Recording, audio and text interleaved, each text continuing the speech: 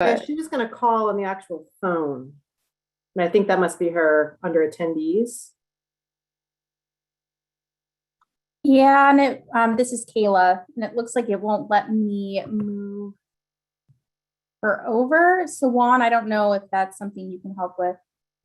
Yeah, actually, what I've just done is I've allowed that phone number the ability to unmute themselves. They need to press the star key followed by the number 6 to unmute, and then let us know if you're able to do that. Last 4 digits. Oh, I see you just unmuted. Yes. Can you hear us? Yes. Welcome. Yes, I've been able to hear. Okay, perfect. Fabulous. Kay Vincent. Here. And Jasmine Wilder. Present. Great. And then for today, we have Counselor Megan Perkins is here with us as your council liaison. And then Victor, Rosie, Christine, and Mary are here providing ASL and Spanish interpretation. So I want to thank them for being here tonight. We really appreciate them as well. And then from city staff, I'm Shelley Smith, Senior Management Analyst, your staff liaison, transitioning over to Anna Allen, who will be recognizing and introducing in just a moment. And then we have Juan from our IT, Kayla from City Recorder's Office, and then I believe Ian Lighthizer from our legal department. Am I missing any staff members that I did not call? Oh, Joshua Romero, our Assistant Communications Director, is also here. And we have our newest employee, Xavi Borja. Is that right? Borga.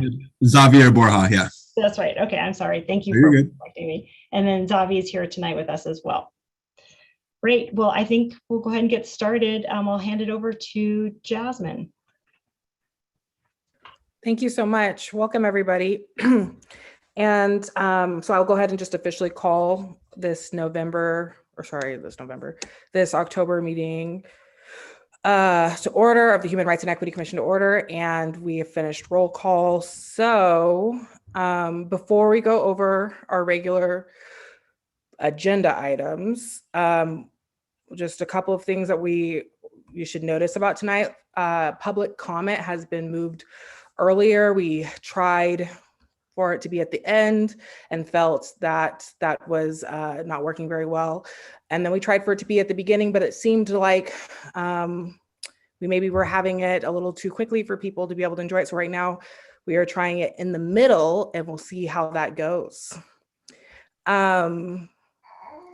So, and of course, this is an effort to just make sure that we really are hearing from our community and we are elevating their input. Also, today we're going to be hearing from both of our subcommittees who have been working on creating meeting agreements and protocols for our commission. So there will be like an official recommendation that will be coming to the commission soon. But in the meantime, I just want to highlight that the expectation is that every member engages in the feedback process. And I know that everybody is like super busy, but we do have those 2 documents, the communication strategy and the HRAC guidelines and policy document. And it's really important that we hear from all of you. We want to hear what you have to say. I want to also know that you don't necessarily have to have anything super deep to say. You could say, I really like this part. I appreciate, the work that's been done on this, but we just want to make sure that we are not just putting something out there that's not having, real buy-in. So, and that of course has to do with the subcommittee you're on. So it doesn't necessarily apply to everyone to be giving feedback on the communications document, or for everyone to be giving feedback on the guidelines. But if you are serving on those subcommittees, we want to make sure that your effort is being included. Yeah, so thanks everybody too, because I know that it's a lot of time and it's a lot of effort, and I personally really appreciate it. And this commission is better because of all of you. I would like city staff or Shelley, would you read our land acknowledgement? I'm happy to. So the following City of Bend land acknowledgement was created in partnership with the Confederated Tribes of Warm Springs, and we thank them for offering this language for us to read at the beginning of our meetings, and just encourage everyone watching and commission members. We can learn more about Warm Springs by visiting their website at warmsprings-nsn.gov, and specifically the history page there. To visit the Warm Springs Museum, encouraged to experience and celebrate the culture of the Confederated Tribes of Warm Springs, and then also to donate financially to support clean water for Warm Springs. That is on the website mrgfoundation.org, and just wanted to start with that. The following is the land acknowledgement.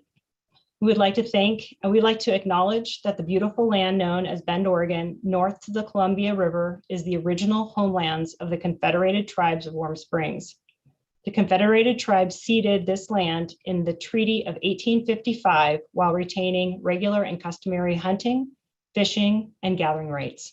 The Wanalama, Wascow, and Northern Paiute people inhabited this area in certain seasonal times that clearly established their presence. It is also important to note that the Klamath Trail ran north through this region to the Great Salila Falls trading grounds. This trading route expanded the impact of commerce between tribal nations. We acknowledge and thank the original stewards of this land. It is our hope that guests continue to honor and care for this land. Thank you. Thank you so much, Shelley. Appreciate that. It is now time to approve the minutes from our September meeting. And those were included in the packet that went out. Does anyone have any amendments or corrections that they would like to raise?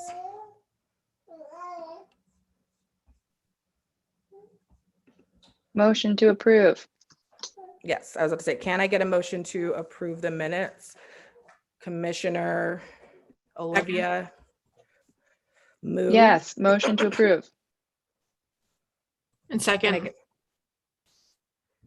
I'm sorry, I didn't, who seconded? okay, Vincent, And Commissioner Kay approves those meeting minutes. Okay, so can I get a raise of hands from the members who are voting yes to approve the minutes from the September meeting? Looking good. Okay, so the motion carries and the meeting minutes are approved. And now we're going to move into staff updates. And so I will turn that again over to Shelley. Great. Thank you, Chair Wilder. So tonight, I am so excited and pleased to introduce you all to Anna Allen. Some of you probably remember Anna from the interview process as part of the panel. Many of your members served on that panel. Anna is going to introduce herself and tell a little bit about her background and what she's bringing to our incredible community. We're so fortunate to have her with us. She's been here a whole week. So Anna, I'll just turn it over to you and give you the floor. And thanks for being here tonight. Thank you, Shelley. I appreciate it. I also just appreciate you spending, your time supporting this important group in this work and giving me so much grace as well coming into this space. So I just appreciate you and wanted to just extend that. Hi, everybody. I'm Anna Allen. I use she, her pronouns. I'm a member of the Shoshone-Bannock tribe, or Shoban or Shoshone-Bannock, depending on where you're located. I also have my daughter here, Avery, with me this evening, so I apologize in advance if I have to go off camera to care for her. She's a very strong-spirited, curious person and wants to be involved. I call her my Eatse Waibu, which in my language is Coyote Woman, because she's like very much a trickster. So, but I'm excited to be here and to support and partner with you all. My background is in systems change and policy change, focusing on DEIA initiatives. And a large focus of my previous work portfolio included the development of office-specific workforce equity strategic plans, tribal relations and development of consultation protocols between governments, gender inclusive housing and shelter policy, data collection projects specific within COFA communities, and the development of like a racial equity assessment on all policy that comes before the commission for consideration, and oversight of the Office of Community Involvement, among a number of other things. But prior to that, I work at Multnomah County. I worked in the nonprofit sector as a youth advocate and a development coordinator, providing wraparound services for youth and their families in primarily Washington, Southwest Washington and Portland areas. So a lot of community members from all over, like a really pretty large span, would come to the center to receive services. And I did that for about 6 years prior to my work in policy. This is my second week. This is day 8, as Shelley mentioned, with the city, and I'm looking forward to meeting with each of you after today's meeting to talk about your work as commission members and how I can best support the priorities of the HREC. So keep an eye out for an email from me. I know that we all have limited capacity, especially being here as a volunteer. So I just want to respect that, but also want to reach out and see if I can connect to each of you maybe prior to the next meeting. And I do have an exciting staffing announcement to share with the group. So Sharisa Aldridge, who uses she, her pronouns, will be joining our equity team. It's kind of what I'm calling it interimly as the city's new accessibility and equity manager. Her official start date is November 22nd, as she is relocating from Utah to Bend.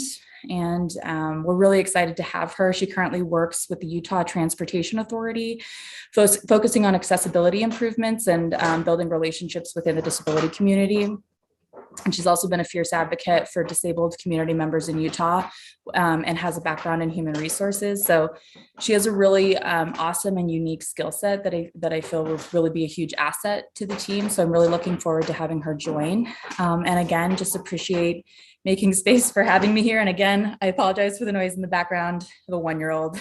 And Jasmine, I know you know all about that. So, but thanks again. I'm really excited to work with you all moving forward. And again, Shelley, thank you so much for the soft transition.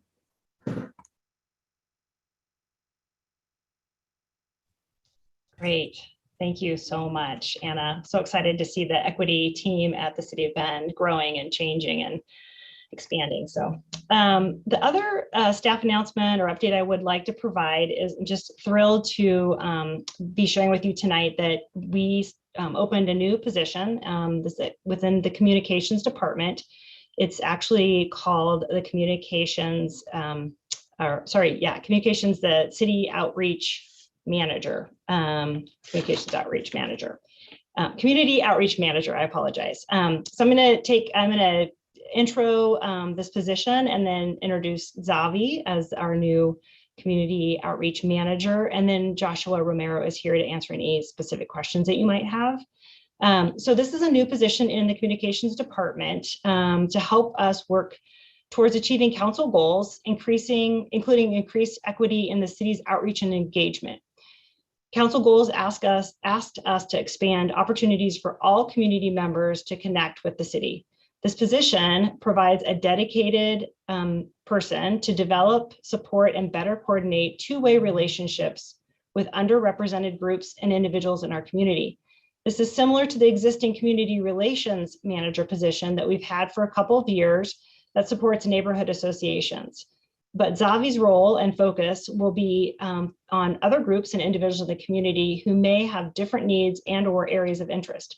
Zavi will develop and nourish relationships with people and groups across the community that are not feeling represented by the city. So Zavi's work will begin by assessing our existing programs and services, identifying gaps and barriers to involvement, and working with our Spanish-speaking community to find out what Spanish speakers want most from the city's communication department. This will help the city efficiently and effectively prioritize resources dedicated to translation and interpretation. His work will also inform a more inclusive and coordinated outreach and a communication structure for the city. Zavi's work will likely include developing best practices and helpful materials for inclusive communications, supporting staff across the city in their program or specific project-specific outreach. So I am thrilled to welcome and introduce you all to Xavier Borja. And Xavi is a first-generation Mexican-American born in Redmond, Oregon, and grew up in Madras.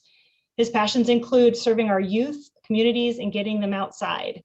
Xavi has worked with various youth organizations and programs for the past decade, including Boys and Girls Club of Bend Parks and Rec District, Education Outside in San Francisco.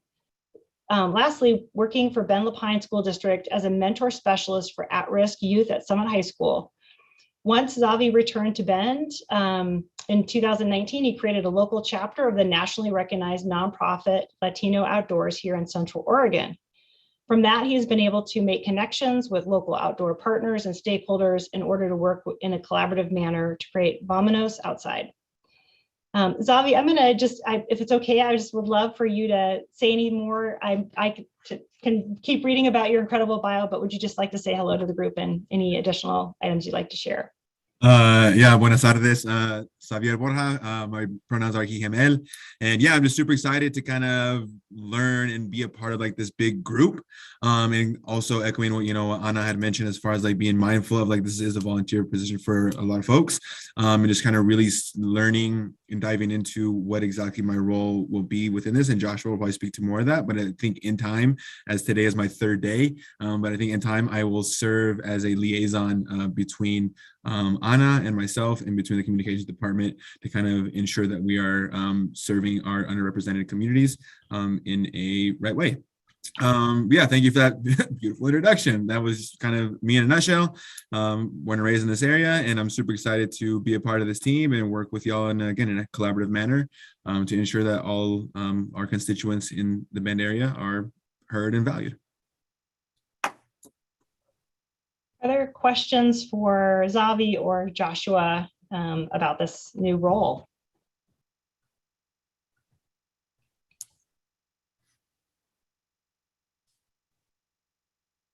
Right. Well, I'm not seeing any questions, so I'll just let this group know that eventually we hope that Xavi will be able to take on my role as the communications liaison for the HREC. Obviously, like he said, he's on day 3, so we want to give him a little bit of time to get adjusted. So for the time being, I'll still be your point of contact and working with Anna and the rest of the equity team. We'll get Xavi trained up and ready to go, and then at some point we'll sort of have a handoff, and he will be your main communications contact for the HREC. So super excited to have him here. Just the wealth of knowledge and experience he has, both lived and professional, in our community, and what that will do to really improve what we do in the communications department, and obviously support the incredible work that you all are doing on the HREC.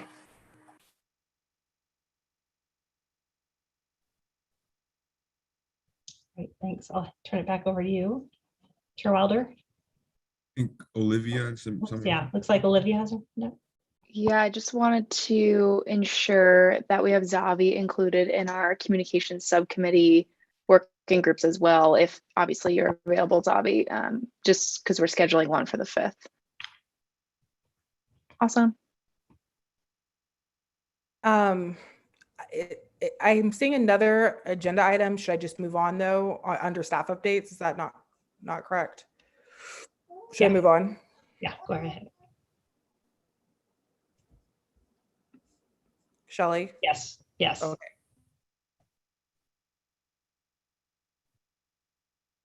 I think you muted yourself.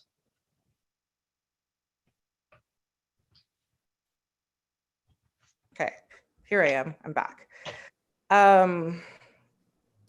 So I just want to take a moment before we move on, as we're talking about handoffs and all of that. First of all, super excited to have Xavi and Anna join. I could not be happier about what this means for HRAC moving forward. And I just want to say welcome to both of you on behalf of all of us.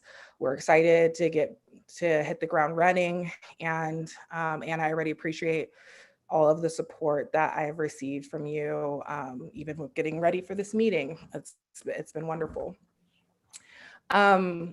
Also, I want to just, acknowledge the significant amount of support that I've received from Shelley and all of the HRAC. Shelley, I know that you are shifting, thankfully nice and slow, but you are shifting and handing things over to Anna in the coming weeks. And we all want to thank you for the role that you've played in helping us get ourselves together and off the ground. We appreciate you. Thank you. It's been a pleasure. So next we have Roundtable Updates. We're going to start with the Emergency Homelessness Task Force. So I will be handing this over to you, Kay.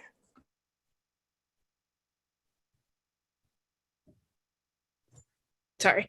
Yeah, we just had our 5th meeting yesterday. So I think it's our second to last. So we kind of focus on gaps analysis and talking about a new joint office that's going to be coming up. Something too that I think is really cool that we should address is that council at the start of their meetings, they're going to start talking about homelessness updates. So that's really cool. Yeah, so just talked about other gaps that we need to address, like detox beds, mental health, dual diagnosis, crisis intervention, young adult shelters.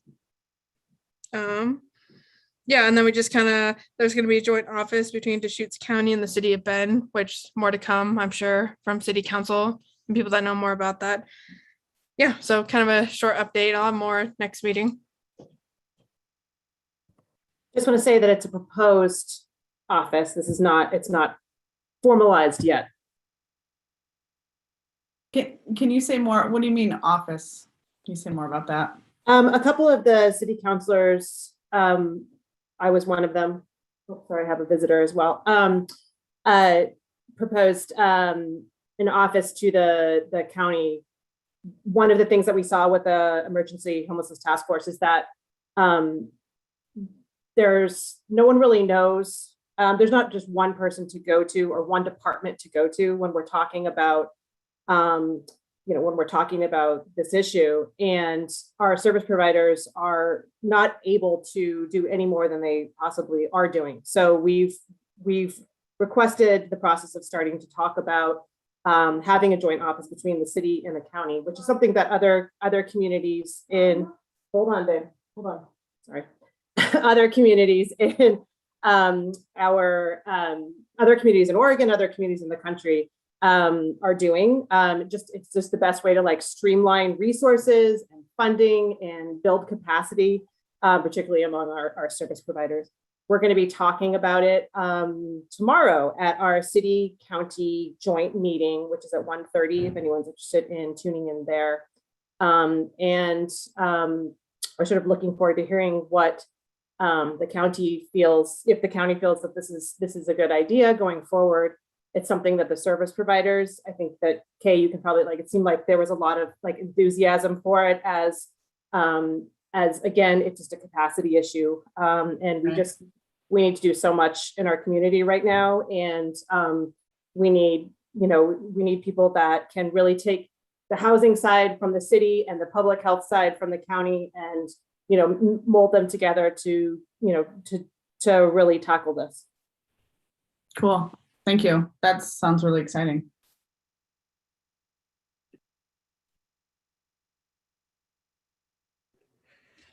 Okay.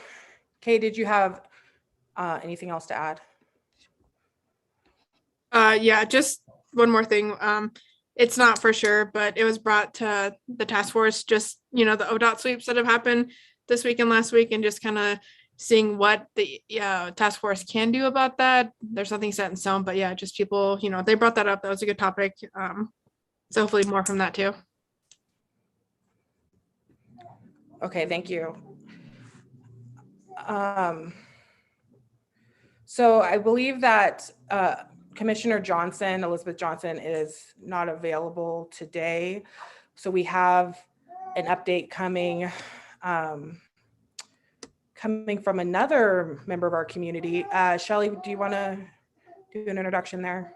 Sure. And maybe just for a little bit of context before I introduce Susanna, that might be helpful is I'm going to share my screen for just a moment and just encourage, if you have not had an opportunity to visit the City of Bend's supporting houselessness solutions page.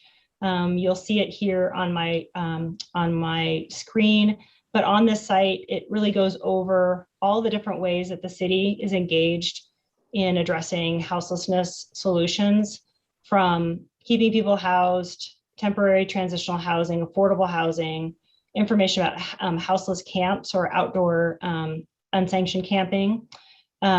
We have the people first, property management, information and referrals. The community resource locator map is linked on here. And why I'm showing you this is because the next thing we're going to talk about is the update from the sounding board to House Our Neighbors team and worked. And so the sounding board to House Our Neighbors is what Elizabeth is attending those meetings and reporting back to this group.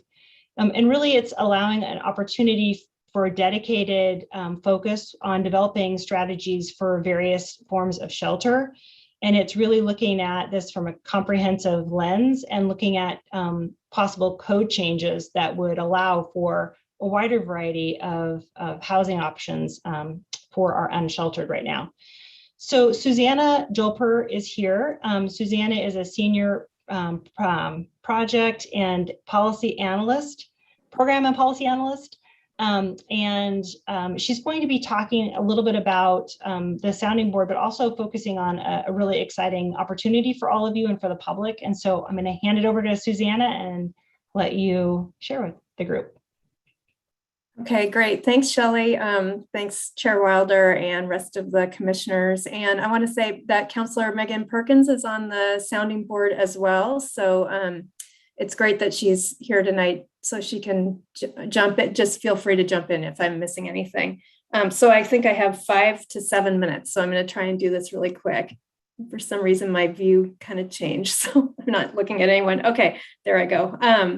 So I don't know if you've all been aware, but as Shelley mentioned, the Sounding Board to House Our Neighbors is a city manager appointed committee, and we've been meeting since April to develop a package of development code amendments. So the development code is kind of the set of regulations that we use, the planning department uses to look at different uses that are allowed in different zones. And so currently in our development code, we've been doing like a lot of updates over the years just to make it more clear and to evolve to a changing environment. And so in our current code, let's see, outdoor campgrounds, managed campgrounds are only allowed in certain zoning districts, which is prohibitive for different types of outdoor shelters or managed camps that might be proposed to help our houseless community members. And so the other thing is we only had shelters allowed as like a temporary use. And so given the council's direction, the city council's direction to find, to try and establish 500 sites or beds for our houseless community members over the next biennium, we wanted to open up the development code and do some amendments to change that. And so the sounding board has, been working since April. It's a great group of 9 folks. Councilor Perkins is on it, and you can see the website that Shelley just showed you. There's links off of there. But right now we've been having this interactive survey in both English and Spanish for about the last 2.5 weeks open. And maybe I could get a show of hands if anybody has gone in and taken the time to learn about the code amendments and taken it. It's not a super fast survey, I'll have to admit. It's more education on these technical code elements, not so much like, what do you think we should do about homelessness in our community? So it's more of an education tool. And so the survey questions at the end are pretty technical, but the sounding board is going to meet again on November 10th and review all the feedback that we've been getting from the survey and make their final code recommendations. So the survey is open till November 1st, and I'm mostly here to encourage you to go in and take it if you haven't, and maybe read about the amendments. Commissioner Mitchell, I see you have your hand raised, and I wanted to show real quick the survey and the story map before we leave if we have time, but go ahead. Yeah, just a quick question to talk about your point around how the survey is pretty complex. It's more of an educational tool. Is there any plan to have like a second survey go out that's a little bit more user-friendly for like a broad or diverse people reading it and understanding the information and things like that? Because I'm just pretty aware that a lot of people probably aren't going to be able to complete that survey. Yeah, that's a good question. Not at this point, just because we don't have a ton of resources for this project. So we kind of did the story map idea. It was the first time we've done that with like an embedded survey in there. There's definitely different projects. Always planning and zoning is just so hard to explain to folks who aren't used to it. So it's something we struggle with all the time. Probably with House Bill 2001 and the higher density housing, we could have done something like the story map idea and then ask questions at the end. But yeah, it's not, we need to work on all of that for sure. So Councilor Perkins, did you want to? I was just going to say, yeah, I mean, it is such dense stuff. And, you know, Susanna mentioned this and, you know, from the hundreds of emails we're getting, this was not like a general survey of like, what do you think about, you know, people being houseless? But because a lot of people feel very free to tell us their views on that over and over again. But you know, this is about dense code. And I think when you see the story map, that like, it really helps explain at least the categories that we were sort of looking into of the different types of shelters. So I think that was done really clearly and really well with the story map. But at a certain point, like code is code, and it's just really hard for any of us to, except for Susanna, to understand the details of it. Yeah, I mean, and then yeah, that's something to kind of think about in the future is how do we make this understandable to you know, the general public. Yeah, we have had 702 people, actually probably more, that was as of Monday, go through and take the survey. So that's exciting. Unfortunately, with the software, I can't tell how many Spanish speakers has taken it, because once they take it, it will come back in English to me. So that's unfortunate. We're still learning with this tool. So it's something we need to work on in the future, because it would be great to know how many Spanish speakers. So just so folks are aware, I'll just take a second, more than a second, but let's see, to go through. Okay. I'll just show you how to find it if you haven't taken it yet.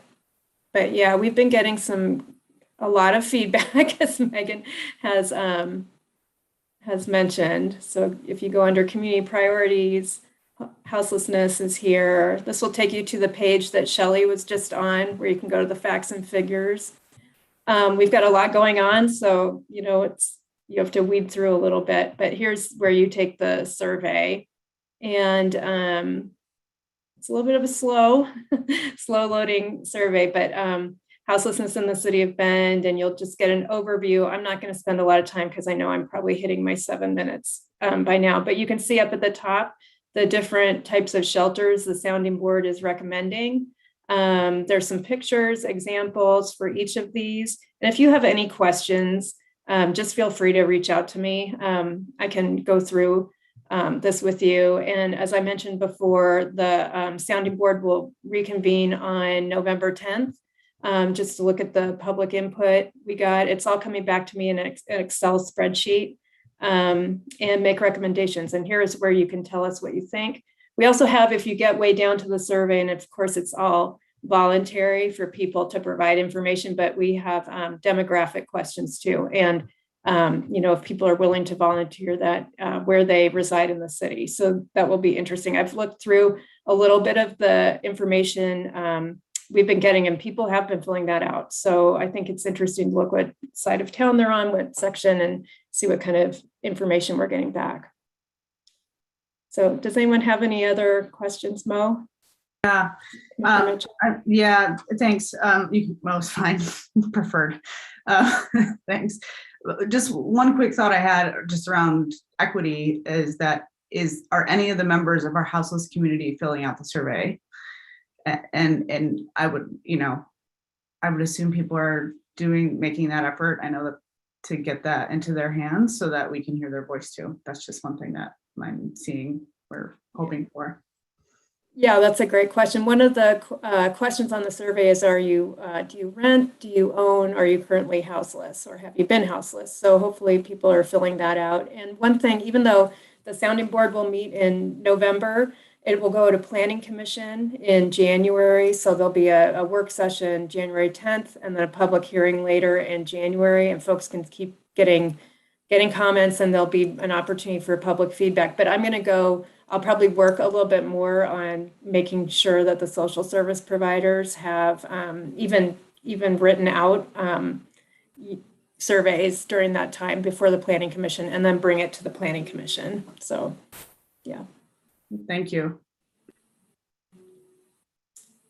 Any other questions? No. Okay, great. Thank you for your work and everything. Thank you very much.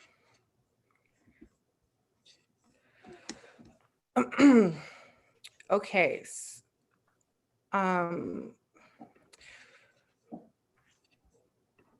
So next up, we are going to, I'm going to provide a roundtable update here. So I want to provide a brief update on the vacancies and also the appointment process. So since our last meeting, 2 HREC members have submitted their resignations, Jose Valdez and Lamar Davis. A thank you and an acknowledgement of their service is going to be sent to them by the mayor in compliance with city code. The mayor will be appointing new members. Mayor Russell reached out to me as the chair, asking for my engagement in the interviews of current commissioner alternatives. So during our application process and then appointments to the commission, there were also alternates who were chosen. And we'll be looking to them basically for consideration and recommendation to the full council. I have invited and extended an invite to co-chair or vice chair Crow to see if they would like to join me in this process. And we have 3 alternatives who have been watching our meetings and are still very interested in becoming members of the commission and joining us in this work. And Anna is supporting us and getting those interview times scheduled, and we'll continue to keep everybody informed on how the next steps of this process will look. And it's important to note too that the mayor didn't have to ask our opinion. The way the city code is set up, we all serve in essence at the pleasure of the mayor. In essence, we all serve at the pleasure of the mayor. And so ultimately this decision is held by her office.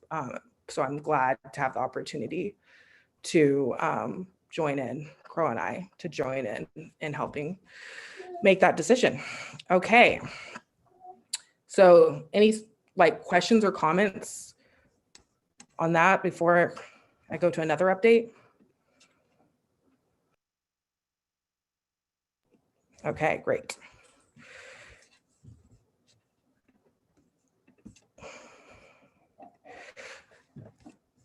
So we talked quite a bit about the killing of Barry Washington Jr. We put out a statement. Obviously, the huge update on that is that the grand jury met and put forward, we have an attempted murder charge, we have a murder charge, we have assault, I believe. And then, sorry, not attempted murder, a manslaughter, murder, and assaults that have happened. And I'm not going to remember the details because I'm just not. But I just wanted to say that that's the biggest update. Our DA gave an incredible statement, in my opinion. I hope that that brought proper context and historical context and did so much that I was really happy to see coming from the leadership, our local leadership. Also, there was the Restorative Justice and Equity group who did a press conference, which was absolutely excellent, and kind of led with the community. There's also been members of the Restorative Justice and Equity group who went and met with, oh my gosh, I can't believe I'm forgetting. I feel like I'm feeling nervous or pressure or emotion or something, but they went and met with like the media organization who had put out the video of Barry Washington Jr.'s murder and had put it online, against the wishes of the family. And so I just wanted to update this commission. That was obviously, it was very traumatizing for the community. There was a lot of unrest, anger, and frustration at those actions. And there was a moment where they did reach out to the Black community, and people went to go meet with them and had a productive but mixed meeting with that media group, which I wish I could remember their name. So if anyone wants to help me remember, Central Oregon Daily. just shout out that the media company. Say it again. Central Oregon Daily. Oh, thank you. Yes. I'm sorry. I guess I feel pretty emotional about Barry Washington in general. So I guess I just can't remember things all of a sudden. There's also been, I've observed a lot of community within the African-American community of this area due to this killing. And I have seen a lot of rallying of the different leadership groups, and I'm really excited about that. I think there's going to be a continued push for recognition from the city and leadership and the community as a large as we move forward. That will be from these Black-led organizations, and I'm excited to see that. And part of this, but also not only with the legal part of this, but with the community and engaging with this and helping even, maybe push forward some of these initiatives that the Black-led community comes up with. So that's my pretty much what I have to say. If there's anyone else, any other commissioners who would like to give ATRAC an update around the activities that are happening due to the Barry Washington Jr. killing, this would be a great time.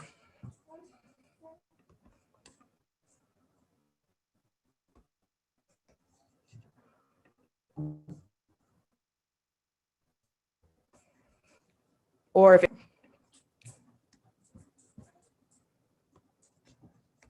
okay, so I also have on here a point of outreach and community engagement updates. I am not sure what that's specifically referencing. Shelley, can you help me out there? I think we were going to open it up to if others had ways that they're engaging in the community that they wanted to share with the rest of the commission, and this would be an opportunity for them to provide those updates. Oh, wonderful. Off the top of my head, I was wondering if anybody from this commission attended and could tell us about their experience for the Day of Remembrance that happened a couple weeks ago. Did anyone attend that here?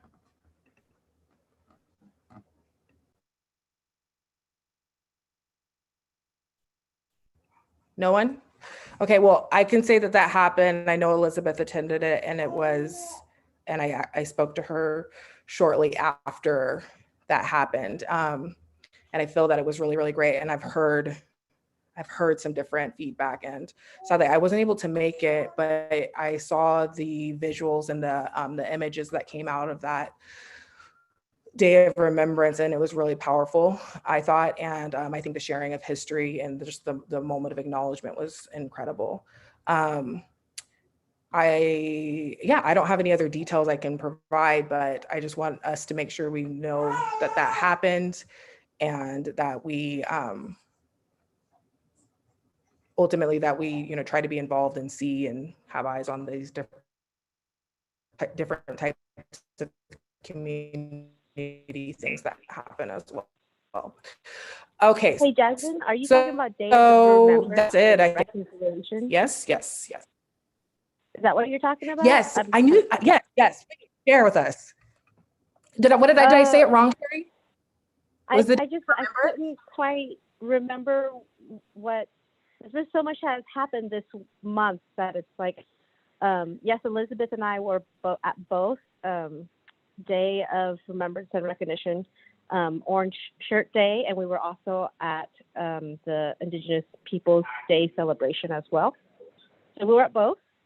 The one that was the Day of Remembrance and Reconciliation was in front of the school board. It was very powerful. There were feathers representing all the lost lives of children. And it was a great reminder that this is not history of, centuries ago. This is our grandparents, it's our grandparents' age. So it's really recent. It's not something old. And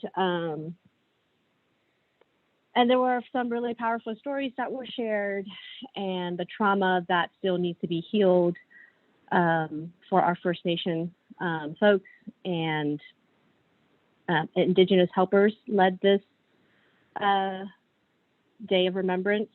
And then the Indigenous Peoples Day was run by leaders of Warm Springs, and it was interactive, and we learned about what Indigenous meant and how we can move forward from the recent oppression that has happened, and also to also remember that there is still 4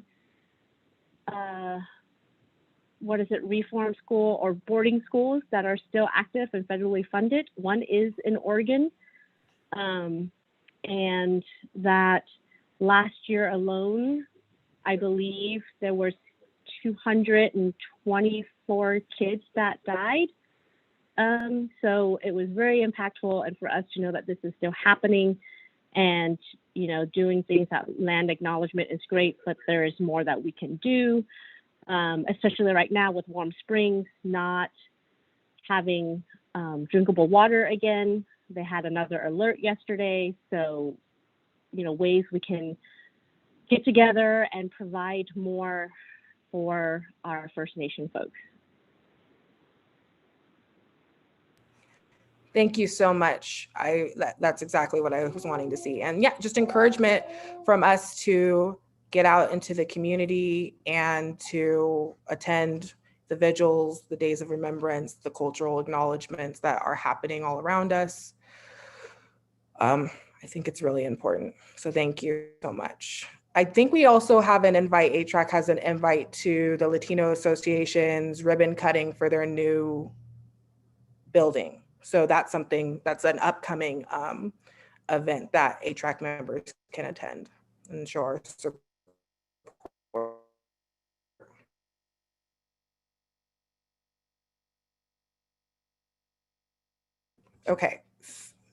Okay, so I think that it's also going to be important to acknowledge that at the last meeting, we had some really difficult conversations that came up, and that it was emotionally disturbing and upsetting for some folks, myself included. I want to say to the community member who called in to provide public testimony, I would like to apologize for the response that you received after your testimony. This is a space where we want to center the community voice, and we will be making adjustments as needed when conflict arises to ensure that we are reducing harm. Also, I want to apologize to the Black community who may have been listening in for some of the comments that may have that were harmful.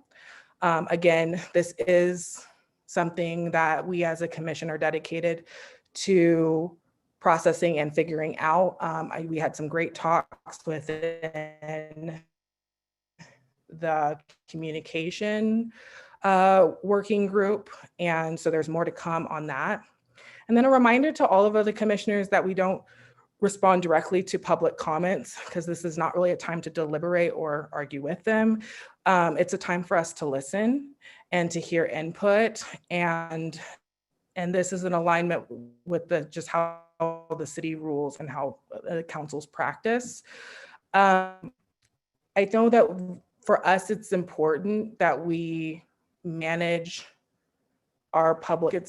There is a sense of urgency upon all of us to make sure that we are proceeding in a way that is open and transparent and is inclusive and welcoming. I think welcoming is a key word too. And so that urgency is there for us to really develop our processes and policy around that.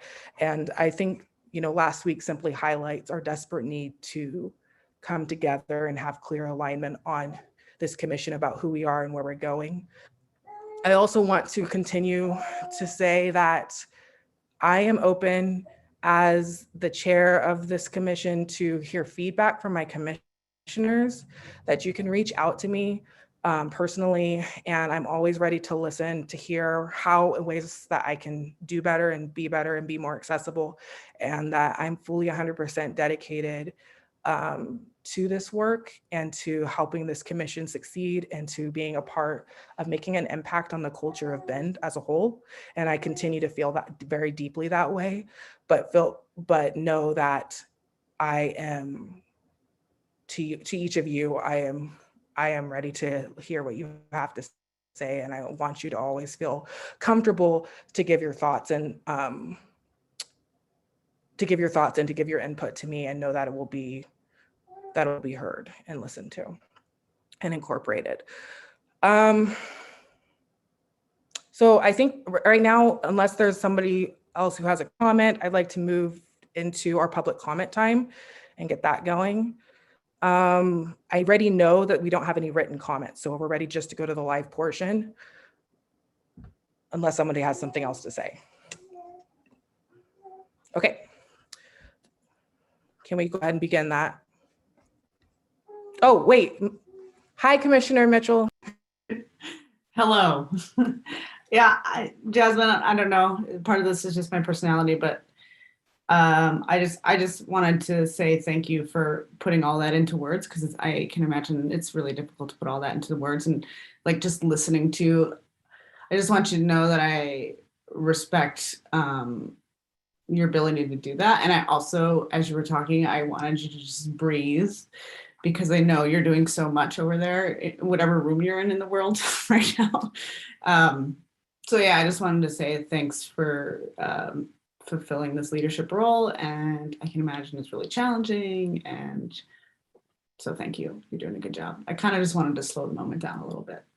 That's what's happening right now. Slowing it down to just say thank you. You're amazing. Thank you very much. I appreciate that. All right, without further ado, public comment. All right. Good evening, Madam Chair and Commissioners. At the moment, we have no callers. If you are wanting to speak to the commission tonight, please raise your hand. So I'll give just a couple. It looks like we have one person in our attendees.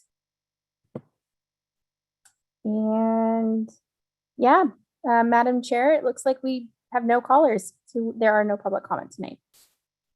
All right, thanks so much, Kayla.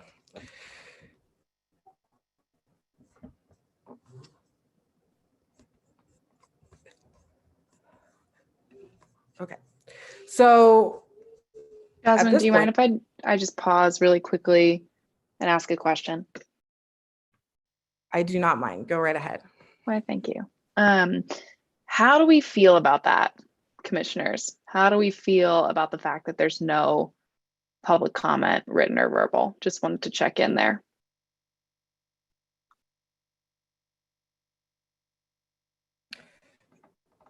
Well, I'll start. My thoughts were that there was a lot of like hoopla when the A-Track began that I feel made us an exciting place to come. However, I think we are seeing the consequences and honestly very real,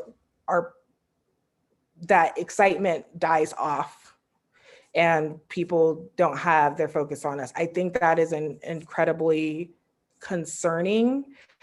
However, I also think that we need to consider with this communication strategy, our meeting with the council and everything else. And when we get our platform up, really launching into the community, that needs to be a part of what we do. We need to have a real plan, because no callers is problematic.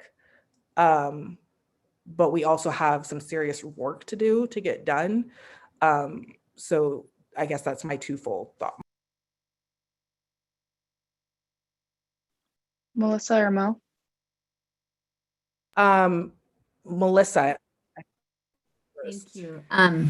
My thoughts on that, and that was a good question, Olivia, is I think the public watching us lay the foundation with policy, that may not be the most exciting thing for them to observe. And so I just suggest, as we make an effort with each meeting to remind the public that we're here for them, and then to just communicate when we're ready with our policies and when we're ready with our responses. I think we'll get more engagement when we get a little bit more established. Commissioner Mitchell? Yeah, I mean, I'm kind of curious if, well, a few things. One thing I did notice is largely we didn't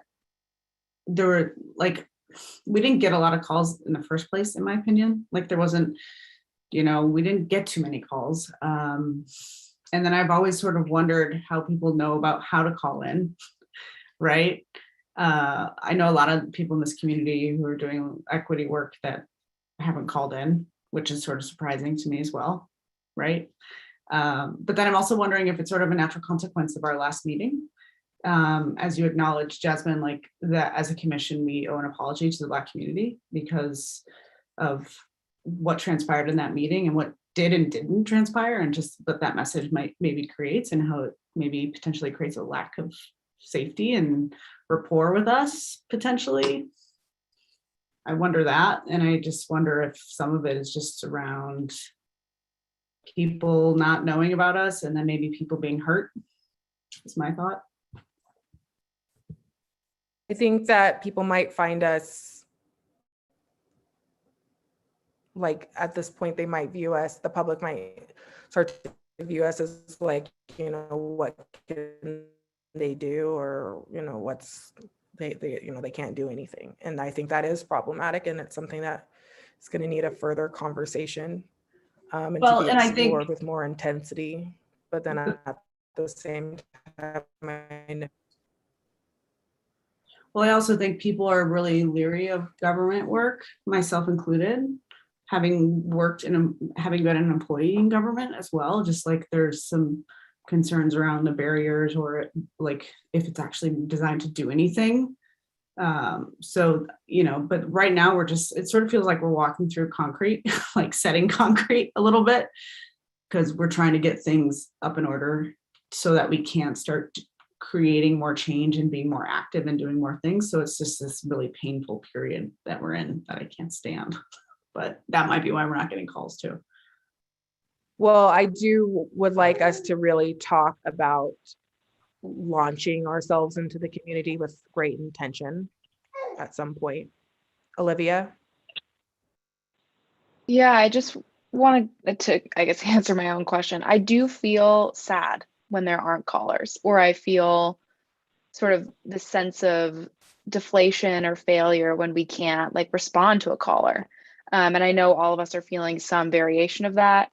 I get super excited in that split moment before Kayla or Juan are like, and we have this person calling it, and then there's no one. It's kind of a bummer. And so I want to toss into the ether of this space, especially for Mo and Jasmine, after we get through the like guidelines and bylaws conversation with our communication subgroup, I would really like us to focus on hammering down public comment, how it happens, when it happens, how we respond, all that jazz.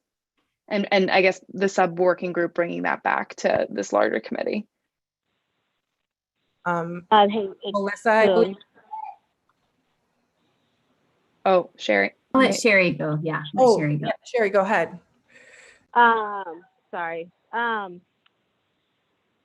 So just I can't see what's happening. I can only hear, but I don't know. I don't know if Jody's there, if Adrian's there. I haven't heard anyone else speak about anything today. I want to echo what Olivia is saying and kind of what Mo is saying. Maybe it's a combination of people not knowing us, or maybe it's or it could be they don't feel like they're being heard, especially when our commission is about listening to the community, because we don't get to have dialogue. So, ways about that, how to address that. And I also, I don't know, I want to be able to hear other people's opinions about this, especially if they're not on the subcommittees, just to get a better perspective of what everyone is thinking, since I can't see who's all there.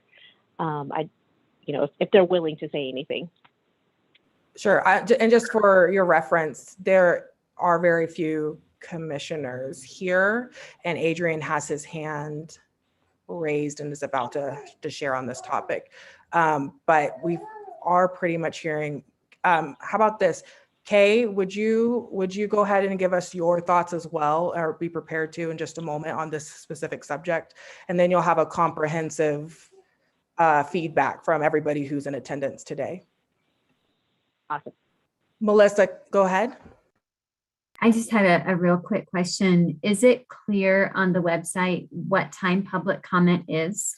I wonder if that would be helpful for the public to have that really clearly posted. And maybe we could, if we have it and we know it's halfway through, we could start saying about 5:30 there will be public comments, so people don't have to be there for the full 2-hour span to bring forth their comments, approximately, right? And we could always try to make sure that happens. Adrian? For me, I wholeheartedly agree with everyone. I'll echo that.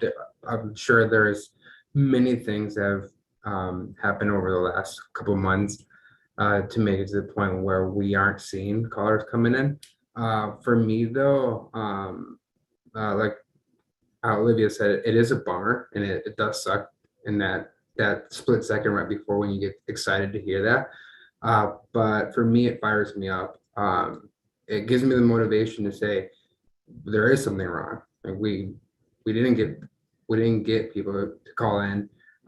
So it motivates me to know that there's a whole lot of work to do. It could be a variable or a variety of reasons. So we just have to figure out what the reasons why. But again, it definitely motivates me to know there's definitely work to be had there. Thank you. Kay, do you have anything you'd like to contribute to this conversation? Thoughts? Yeah, I have a couple thoughts. I think first, maybe this is a question for Megan or Shelley. I know that city council gets pushed, and so I guess my question is it on us to kind of put our meeting out there and get it out to the public? Because I don't think it's, accessible or broadcasted enough too. I would love to hear from is Joshua still on, or someone to talk about how these get from a communication standpoint? Yes, Councilor Perkins can see me. You good? Yep. Okay. So advisory committee meetings are available on the city's website. Most of them are not promoted sort of proactively, I would say, other than what's available on the website. We include it in our e-newsletter updates. Social media pushes happen around some of them, but that's definitely something that we could provide additional support if the HREC was interested in sort of getting more folks to attend their meetings. To the question about sort of the availability of public comments and the visibility of that on your webpage, those are in the agenda. And I think that that's part of, I think someone sort of shared earlier, you know, really focus on getting that nailed down and figured out, because what I've learned is having that consistency for the community is what's really helpful to help them understand how they can engage. That's probably part of the reason why council meetings do get lots of visitors showing up, because there's some consistency around the time of the meeting when they'll be able to provide comments. So I would sort of echo that sentiment. The sooner you can sort of narrow down when public comments happen and how you manage them, probably the better. And then I had just like a lasting thought too. Was I've heard like rumblings too of people maybe just being disappointed and that there's a lot of inaction and not direct action. I think probably the most action we took was last meeting. And so how do we gain, I don't know, that trust back with people that like, we're not just sitting here and we're actively doing something. I think that's been a lot of concern. And it does shock me because there's a lot going on that I see friends and, you know, social justice groups posting about online and they're not here. So yeah, definitely interested in getting more public comment. Yeah. Olivia? I just want to put the hit the nail, put the cap, whatever, wrap that up with Shelley. Correct me if I'm wrong, but we'll have time on the 5th to dedicate to public comment specifically, right, for the subgroup. Yes, you have that on your agenda for the meeting. You have 2 agenda items. That's one of the core agenda items. Okay, cool. And I think specifically it's around ways that the community can engage with the commission and the process in which they do that. So is it that they call a number? Is it that they submit a form? Is it that they reach out in another way through like the shared email? You're going to talk about a lot of different options for that. I had one more thought too. Just Shelley, you always share kind of like the houselessness facts, and I appreciate you for that, because sometimes navigating the website, even as someone who's like fairly tech savvy, is not the easiest. So I'm just curious if people know how to go into, you know, the city website, go into government, go into committees, and get, you know, all those steps in place to figure out like when a meeting is, because it's not easy. Yeah, I think I think Zavi has his hand up, so I'll let him say something if you'd like. Yeah, I think that's a great point. It's something I'm learning again as like kind of still getting my feet up under me and kind of what exactly my role is as a liaison and what that means. And Joshua and Anna, please feel free to correct me if I'm wrong, but I think one of my kind of goals also is going to be, as far as like that accessibility piece to accessing the website, is taking this feedback and taking that feedback to our internal communications and being like, hey, this is not accessible, or like, what does that format look like to make it again more accessible on the website? So talking to Larson about like how to make that better, frankly, right? And so I can using this group as like a source to that feedback for the internal communications to get that better for your constituents and for folks to kind of more easy to better access those kind of points. I think especially for community feedback. And I think on the 5th, I'll be there at those meetings as well as November 1st, it looks like. But yeah, I'll let Joshua and Anna correct me if I'm wrong there. So some of the work Zavi will be doing will help with informing sort of our overall communications outreach. But in addition to that, our web and graphics coordinator is doing a website improvement project that is specific to a council goal. So that's in addition to some of the work that Zavi will be doing. And so we're just getting that process kicked off with council by getting a little bit more feedback in terms of what they want to see with website improvements. But a lot of that has to do with sort of user experience and how we can help folks better find information. Anna? Thanks. Just to kind of add on a little bit, I think there are some other, there's a number of things that can be done here. You can also make you know, a lot of councils and commissions use things like time certain, and which is like a government term to just say, we promise you're going to be within this small window of time. And so being thoughtful about that, we can create a time certain area for public comment. And I think there's a lot of work that we can do, especially as Zavi and I kind of, you know, start to meet regularly. And like he said, get our legs under us a little bit. I think we can identify some ways, you know, if it's social media, if it's, you know, what are those other engagement and outreach tactics that we can use to make sure that folks understand how to sign up, make it easy. If you just, you know, if you want to sign up, you can just attend. What's kind of all that language built out around it? How do we push that out into community? No, you know, elevating that there is translation available. And so I think we definitely, that it's at the top of our priority list for you all.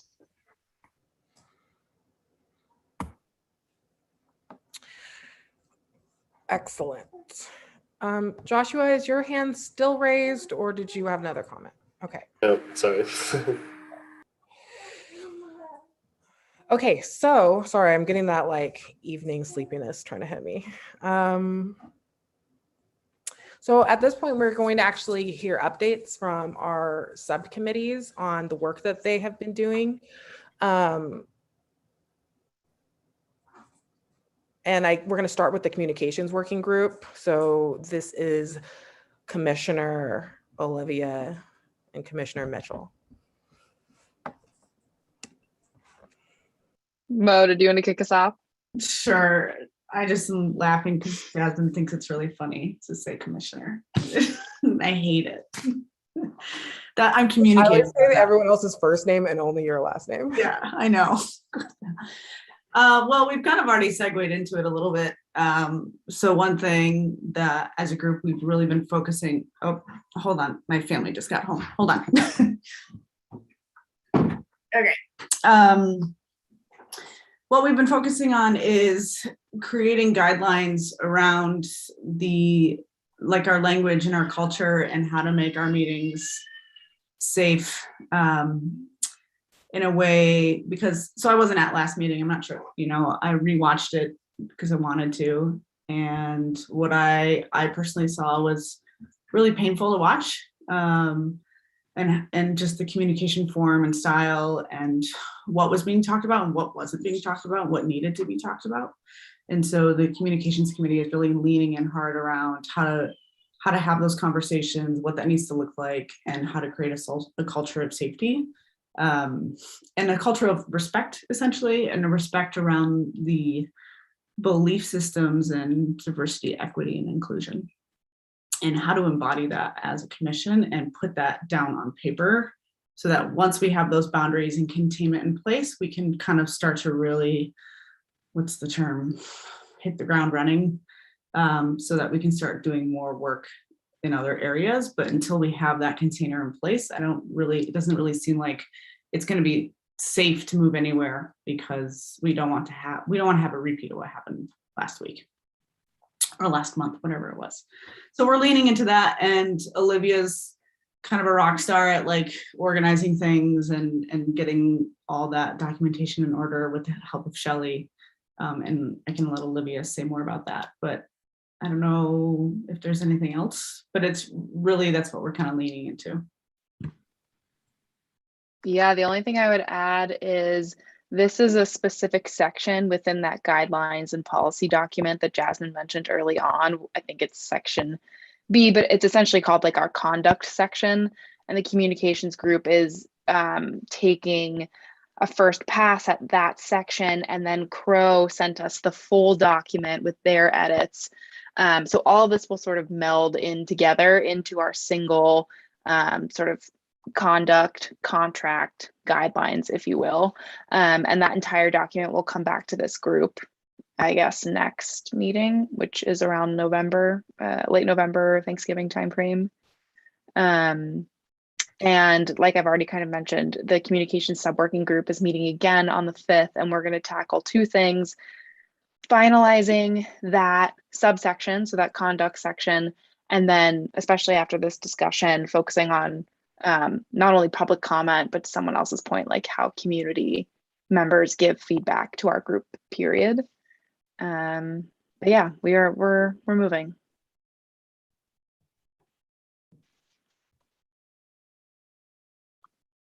Awesome. Really enjoy all of our working groups. So right now we would have an update from our vice chair, Crow, on the HRAC guidelines. Why can I ever remember the other one? Guidelines and policies and whatever. Okay, you guys know what I'm talking about. However, I did download but I don't know how to highlight it. So can I have somebody who is on that subcommittee, please give us an update, please? Jasmine, I'm sorry to interrupt. Crow asked if we could text her when we start this conversation. So if she can hop on, she'd like to. So does somebody able to do that? Just first thing, Crow uses they, them. You're right. I apologize. And yeah, is someone texting Crow? Cool.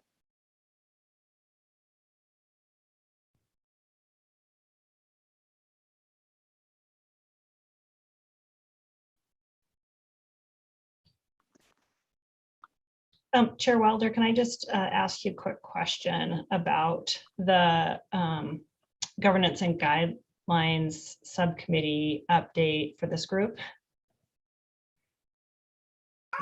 Okay, so my question, I guess, is Crow sent out an update to the full commission about the progress to date. I think she might not, or they might not know that this meeting will be more focused on just a general update of the subcommittees and not getting into all of the recommendations quite yet. I think we're going to wait on that until your next meeting, where we can combine the incredible work of the communications working group with the governance and guidelines subcommittee to really bring all of that as one document, one proposal together, and have the whole commission discuss that. So I just want to make sure that when Crow joins, that they know that the recap that the other working group gave, that this mirrors that they don't jump in and just, that we're clear on the agenda topic. Yeah, sure. And ultimately, when we do recommendations, we'll probably devote the entire time, 1 hour to each subcommittee to really go over with intention everything that they have produced. So I did text. What we can do is we'll just circle back at that point if we need to.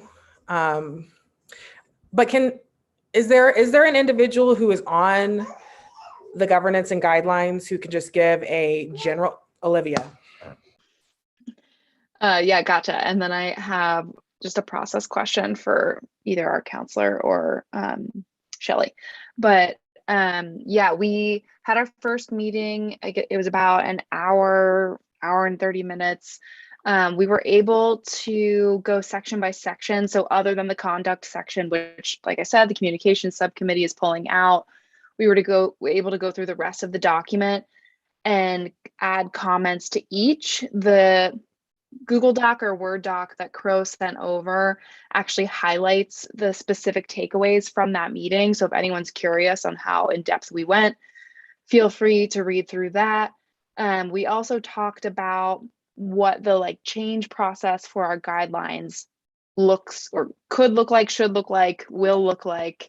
There are some parts of this guidelines document that pulls from other language in other city documentation. And so any, major edits to the language or the overall takeaway of the process, we'll have to go through a review process with, I believe, our council, or whether it be full, city council or legal counsel, what have you. So after we have our draft and our recommendations for the document, and I say our as like a group of commissioners after all 12, 13 of us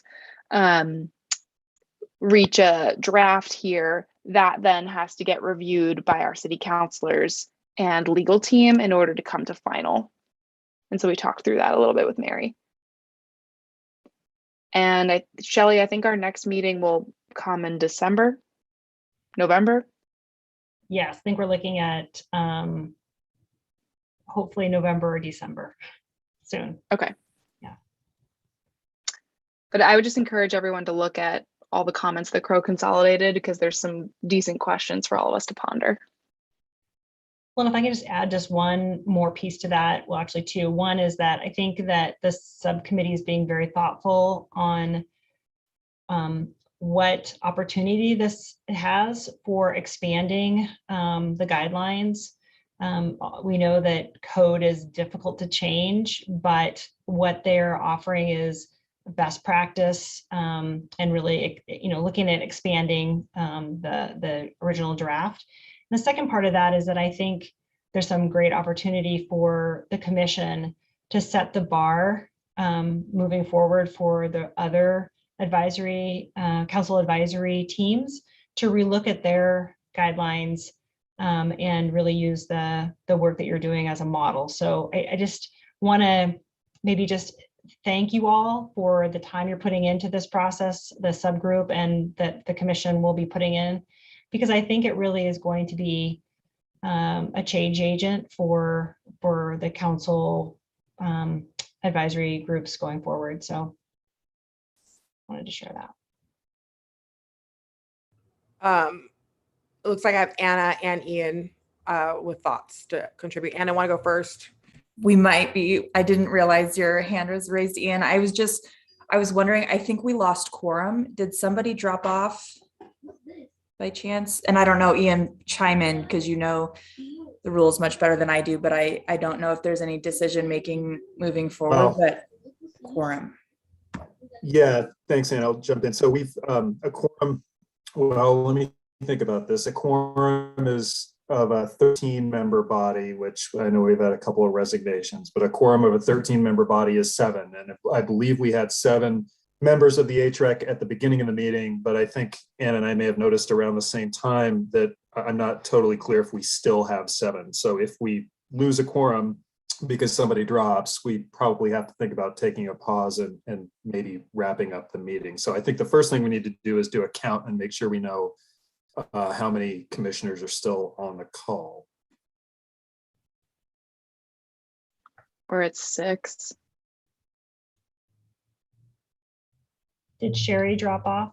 Yeah, it looks, this is Caleb. It looks like Sherry did drop off. Okay, sorry, to clarify, I only understand a quorum as the amount of people we need to not make decisions, right? So it's also, you're right. It's also the amount of people the body needs to actually come together and start and continue a meeting. So you need a quorum to start the meeting, to continue the meeting. As I mentioned, normally this is a 13-member body at full strength, but you are down 2. I will confess I have no idea if that means the quorum changes. It's still a 13-member body. Right now we have 2 vacancies, so that's 11. I frankly don't know if that means you can consider 6 a quorum. I think that just feels doubtful to me. Well, what I was gonna say is, from what I understood with my conversation, the mayor had the choice of, like, we are currently an 11-member body, and we could have stayed that way, but Correct. we're going to add and go back to 13. So does that help at all? That is the issue. So if, for example, if the mayor and council decided they weren't going to appoint any more members and we're going to keep it at 11, you'd have a quorum of 6. You would need 6 to have a quorum, but that decision hasn't been made, and the intention, at least as we understand it right now, is to appoint 2 members and keep it at 13. So my suggestion is that, given that this is at least a little bit in doubt, and I would say significantly in doubt, is that you think about whether you can wrap up the meeting without doing too much more substantive business. I think the good news is I don't have the agenda up, but I think we're nearing the end of the agenda, are we not? Yes, but I think one of the big remaining items is preparation for the November 3rd council presentation and meeting. Also, it's incredibly, so twofold. We have one last big agenda item, but it's also incredibly crucial because we will not be able to meet again before it happens. And that's our November 3rd presentation to the council. At this time, we were going to ask Commissioner Perkins to let us know what, to give us some guidance around what the city council would like to hear from HRAC. And then we were going to have a conversation about that to help inform the work that Anna and I will do to prepare for it. Yeah, so here's my take. If the rest of the meeting consisted of Commissioner Perkins providing information, guidance, insight to all of you, and there wasn't going to be deliberation or discussion, I probably wouldn't be that worried about it. As it stands, I think, the big issue with public meetings law really is to provide access to the public, right? I mean, that's really the main reason we have it. If you have lost a quorum, which I'm looking at the list of participants, I think you have the public's ability to access this meeting, right? The meeting was properly noticed. People have the opportunity to tune in and watch it. But I do think it presents at least a risk or some uncertainty that any decisions you make once you lose a quorum could be questioned. So if you're going to hear from Commissioner Perkins and then have a discussion and deliberate and make decisions as a group on the November 3rd meeting presentation, and you're doing that with less than a quorum, I think it does raise a question as to whether that deliberation and decision-making, again, without a quorum, if we've lost it, is consistent with the public meetings law. I will say that is not the kind of violation that I or probably the other lawyers are most worried about with public meetings law, right? We have a meeting that's accessible and it's continuing. We just happen to apparently lose a commissioner. So it's not, I wouldn't say it's my decision at this point. I'm not going to tell you that everybody needs to shut down the meeting and go home, but I'm going to point out the risk. I think it's less of a concerning risk than some other things that come up with public meetings law. How's that? Anna and Olivia. Just wanted to quickly say, I will absolutely work with Ian, our county attorney, and the mayor to have this answered for you so that there's moving forward that you have clarity as a commission. Olivia? Melissa, did you have something? I saw you go on and off. I was just, my question, and thank you for that, Olivia. My question is, having so few members today, do we have awareness? Is it something we should talk about and be concerned about, or is it just random circumstances? Yeah, that was going to be my expression too. I was going to really be transparent with y'all and share that I'm a bit frustrated with attendance over the last 2 meetings, or I'm frustrated with the dropping off mid meetings. I totally understand that everyone has their own lives. This is volunteer, but I'm kind of at a point where my frustrations are heightened right now because we've spent about 15 minutes just talking about like quorum instead of moving. And to Melissa's point, like, is this random or is this a consistent pattern of attendance issues? I think ultimately to have 13 highly engaged people is not the situation that we have right now. Now, whether that is because the excitement has worn off for commissioners as well as we've gotten into the nitty-gritty work, or what. But yes, I do think it's a huge concern personally. And so ultimately, we're going to have to look at if, A-Track needs to be less people, or if we need to have some sort of policy. I mean, obviously life does happen, but we need to have some sort of very like strong within our commitment, drafted commitment. We need to have, something that's really focused on attendance. But to Ian's. Are you laughing because my hands up again? You muted yourself. Yes, I was laughing. That's why I was laughing. Sorry. So, I mean, circling back to this. So the issue that Olivia brought up is, I mean, this is an important issue, but you're starting a discussion of this with less than a quorum. So to me, this just, it underscores why we have a quorum requirement and why there's a really strong argument that business should stop once you lose it. I think we're still in a position where we have a 13-member body, even though we have a couple of vacancies. That could change if the mayor and the council say, you know what, we're going to appoint one, or we're not going to appoint any, or we're going to stick with 11. But at this point, we have a 13-member body. You've lost a quorum. I think the best thing to do would be to just, as frustrating as it is, to stop business. And I recognize that is an impediment to getting things done, but you don't have a quorum, and legally speaking, you can't make any decisions at this point without a quorum. Can I just, am I allowed to say, could I maybe talk with Anna and Shelley about potentially delaying this council update for November 3rd?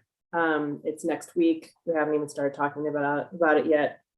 I know we can't deliberate about it, but I was just going to suggest that might be something that I have a conversation. What can I have a conversation? Can I have this conversation, Ian, and can that conversation include Jasmine? That's not. Yes. You're talking about outside of this meeting at some point?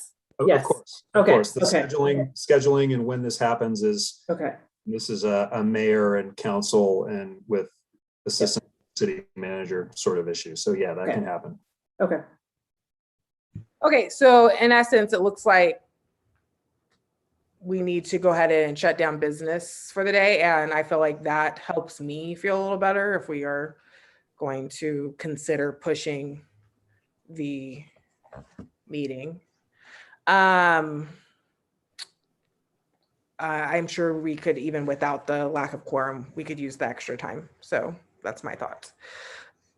I thought I saw Commissioner Mitchell's hands, but no one's hands are up. I don't want to. Okay. Ian?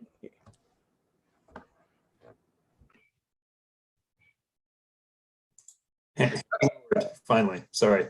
Okay. So, sadly, with regret, but this is why attendance is going to be so hugely important, I will have to adjourn this meeting. I'm looking forward to make sure if we skip that. Is there anything, is there anything that people would like to see on next month's agenda? Are we able to do that? Can we discuss that, or is that decision-making? I mean, I think that's deliberation and decision-making. I think if somebody has an idea and they want to forward it or discuss it with Shelley and or Anna about agenda items, that might be an efficient way for people to get there. I'll say, I'm going to say this. If you have comments or thoughts about what you would like to see on the city council presentation, please put those towards Anna. If you have thoughts about what should be agenda items on the next meeting, please send those to Anna as well, I believe, actually. I was going to say Shelley, but Anna, right? Okay, does that sound good? Anna, can I ask that you send a introduction email to the entire commission with your contact information? I can absolutely do that. So I'll include my cell phone number in case text or phone call is easier for you all. Okay. So without further ado, I'm going to adjourn the October 27th meeting of the Human Rights and Equity Commission. I will see you all next time. Thank you.